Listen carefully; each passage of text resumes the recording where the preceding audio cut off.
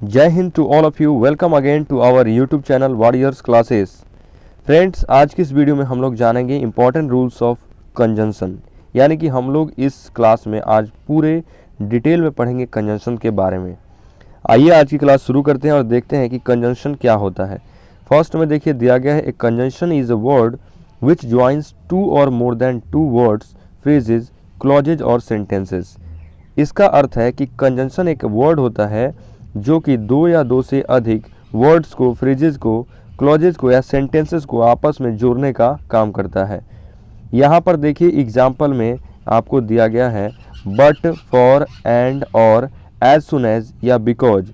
ये जितने भी हैं ये सभी कंजंक्शन के एग्जाम्पल्स हैं। यहाँ पर सेंटेंस है Sohan and Mohan are best friends. देखिए सोहन जो है यह एक नाम है, मोहन भी एक नाम है, यानी कि दोनों के दोनों नाउन है और दोनों नाउन को जोड़ने का काम कर रहा है एंड, इसलिए ये जो एंड है यह एक कंजंक्शन है। नेक्स्ट है he is rich but he is not happy. वह धनी है लेकिन वह खुश नहीं है।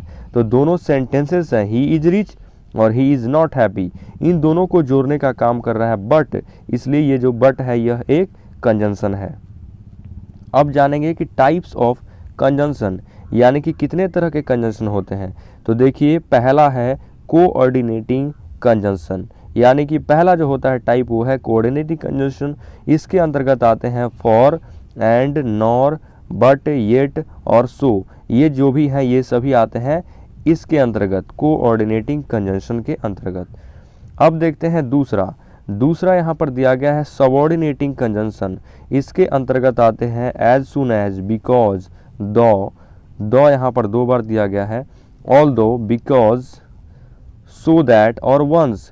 ये जो है ये सभी सबऑर्डिनेटिंग कंजंक्शन कहलाते हैं। और तीसरा है कोरिलेटिव कंजंक्शन। इसके अंतर्गत आते हैं सो एज, ये पेयर में आते हैं, both and, either or, whether or, not only but also, no sooner than, neither nor, such as या दैट। तो आप जान चुके हैं कि कंजंक्शन होते हैं तीन प्रकार के। अब आइए देखते हैं इनके यूजेस के बारे में। तो सम इम्पॉर्टेंट रूल्स यहाँ पर दिया गया है। फर्स्ट रूल नंबर 1 है lest is always followed by should, not is not used with it. यानी कि जो लेस्ट होता है यह एक कंजंक्शन है और इसका पेयर हमेशा बनता है शुड के साथ। किसके साथ? शुड। और इसके साथ कभी भी नॉट का यूज़ नहीं किया जाता है। क्यों?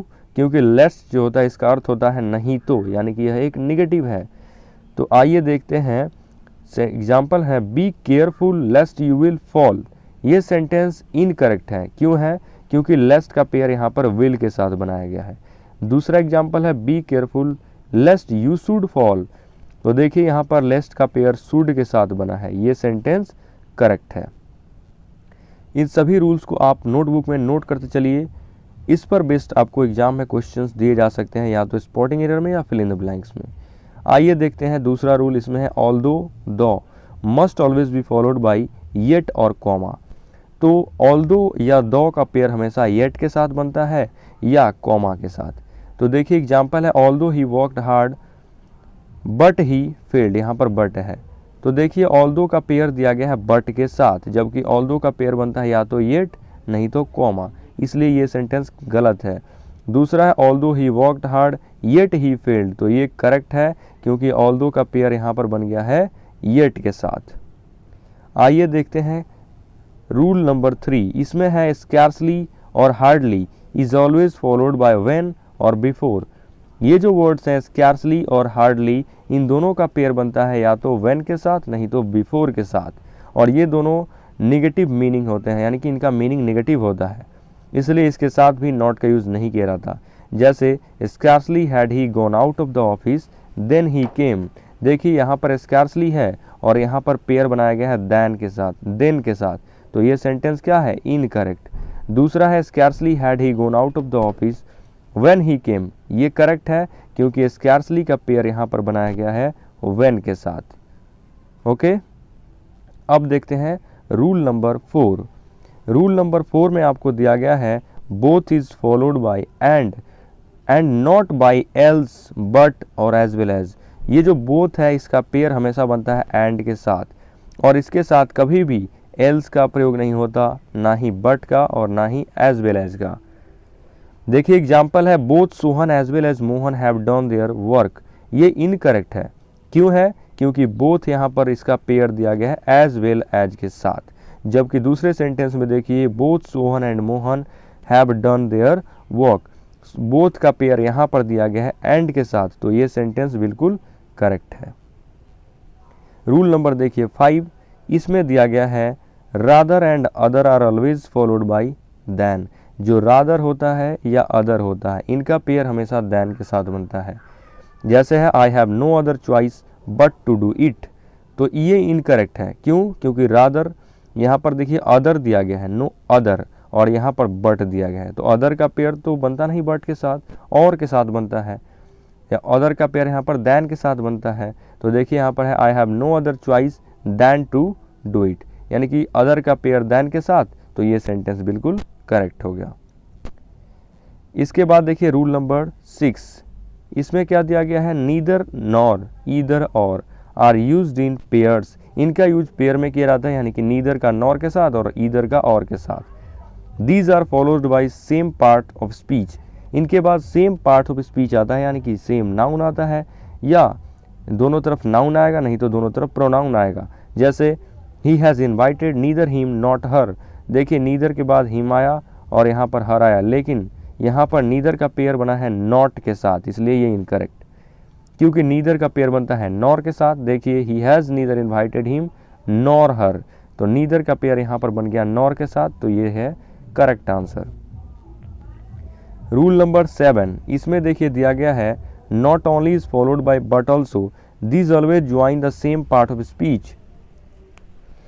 इसमें भी दिया गया है कि नॉट ओनली का पेयर बनता है बट ऑल्सो के साथ, और ये भी सेम पार्ट ऑफ स्पीच को आपस में जोड़ते हैं। जैसे he is going to not only open a school but also an institute, ये इनकरेक्ट है, क्योंकि ही इज गोइंग टू के बाद not only open a school दिया गया है और वर्ब प्लस नाउन है, लेकिन इसमें है एन इंस्टीट्यूट सिर्फ नाउन, तो दोनों तरफ सेम पार्ट ऑफ स्पीच नहीं है, इसलिए गलत है। दूसरे में है he is going to open not only a school but also an institute, not only के बाद ए स्कूल है और बट ऑल्सो के बाद एन इंस्टीट्यूट है, देखिए दोनों तरफ सेम नाउन है, इसलिए ये है करेक्ट। नेक्स्ट देखिए रूल नंबर 8, इसमें है whether is always followed by or, whether का पेयर हमेशा ऑन के साथ और के साथ बनता है। जैसे we don't care that you pass or fail, यहाँ पर देखिए दैट दिया गया है और इधर और दिया गया है, जबकि दैट का पेयर और के साथ नहीं बनता है, तो ये गलत है। और के साथ पेयर बनता है किसका? वेदर का। जैसे we don't care whether you pass or fail, तो ये वाला सेंटेंस करेक्ट हो गया। आइए देखते हैं रूल नंबर 9, इसमें है the same is followed by relative pronoun that और एज, द सेम का पेयर बनता है दैट के साथ और नहीं तो एज के साथ। अब देखिए एग्जाम्पल है he is the same boy who met me yesterday, ये इनकरेक्ट है। क्यों है? क्योंकि द सेम के बाद अभी आपने पढ़ा कि यहाँ पर दैट आता है, यहाँ पर दिया गया है हु, तो इसलिए ये सेंटेंस गलत है। यहाँ पर यूज किया जाएगा he is the same boy that meet me yesterday, तो यहाँ पर दैट आएगा, द सेम के बाद दैट का यूज करेंगे। रूल नंबर देखिए 10, इसके पहले एक और दिया गया है एज के बारे में, देखिए as is used if the verb is not clear in sentence, यानी कि द सेम के बाद एज का यूज तब किया जाता है जब उसके बाद जो वर्ब होता है वो क्लियर नहीं होता है, पता नहीं होता उसके बारे में। जैसे this is the same dress as mine, देखिए सेम द सेम के बाद ड्रेस आया, ड्रेस के बाद यहाँ पर ना तो कोई भी वर्ब नहीं आया, ना ही इज ना ही एम ना ही वर्ब की सेकंड फॉर्म, तो जब कोई वर्ब नहीं आएगा तो आप द सेम के साथ क्या लगाएंगे? एज लगाएंगे। ओके, अब देखिए यहाँ पर रूल नंबर 10, रूल नंबर 10 में दिया गया है because since as soon as are not followed by therefore thus etcetera, यानी कि एग्जाम्पल है as he came late therefore he was punished, ये इनकरेक्ट है। क्यों? क्योंकि because since as soon as के साथ ना तो देयरफॉर आता है ना ही दस आता है। यहाँ पर दूसरा एग्जाम्पल है as soon as he came late he was punished, ये करेक्ट है, इसमें कोई भी एक्स्ट्रा वर्ड नहीं जुड़ा हुआ है। और एक और एग्जाम्पल है he was late because it was raining heavily, देखिए बिकॉज के बाद कोई भी यहाँ पर एक्स्ट्रा वर्ड नहीं दिया गया है, तो ये सेंटेंस भी करेक्ट है। तो दोस्तों ये वीडियो आपको कैसा लगा हमें कमेंट करके बताइए, और वीडियो को लाइक कीजिए, चैनल को सब्सक्राइब कीजिए, अपने दोस्तों को भी शेयर कीजिए। और अगर आपको इस चैप्टर के प्रैक्टिस क्वेश्चंस भी चाहिए तो हमें कमेंट करके बताइए कि आपको इस चैप्टर का क्वेश्चन भी चाहिए। मिलते हैं नेक्स्ट वीडियो में। जय हिंद।